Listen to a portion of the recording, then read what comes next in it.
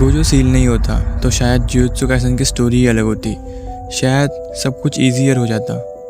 Shibuya incident एक turning point था, वही मोमेंट जहाँ से सब कुछ कंट्रोल से बाहर चले गया, सिर्फ इसलिए क्योंकि गोजो को हटा दिया गया। लेकिन सोचो, अगर गोजो कभी सील ही नहीं होता तो जो केओस हुआ वो शायद होता ही नहीं। सिटी सेफ रहती, जो डिस्ट्रक्शन हुआ वो कंट्रोल हो जाता, मेजर थ्रेट्स अर्ली स्टेज में ही ख़त्म हो जाते। विलन्स का पूरा प्लान गोजो को हटाने पर डिपेंड करता। अगर गोजो फील्ड में है तो उनका प्लान स्टार्ट होने से पहले ही फेल हो जाता। मतलब वो फाइट्स जो बाद में हुई शायद कभी होती ही नहीं। लेकिन यहाँ एक और रियलिटी स्टार्ट होती है, एक ऐसी चीज़ जो फर्स्ट ग्लांस में ऑब्वियस नहीं होती।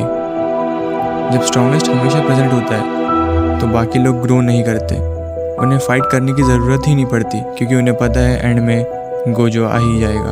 रिस्पॉन्सिबिलिटी धीरे धीरे शिफ्ट हो जाती, लोग रिस्क लेना छोड़ देते और डिसीजन लेने से बचने लगते। ग्रोथ तब होती है जब प्रेशर होता है, जब तुम्हें पता होता है कि कोई और नहीं आने वाला। लेकिन यहाँ हर सिचुएशन में एक ही आंसर है, गोजो।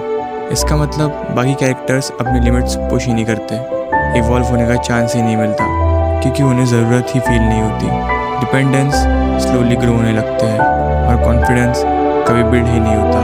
तो अगर गोजो कभी सील नहीं होता तो वर्ल्ड सेफर होता, केओस कम होता, लोग बच जाते, लेकिन ग्रोथ रुक जाती।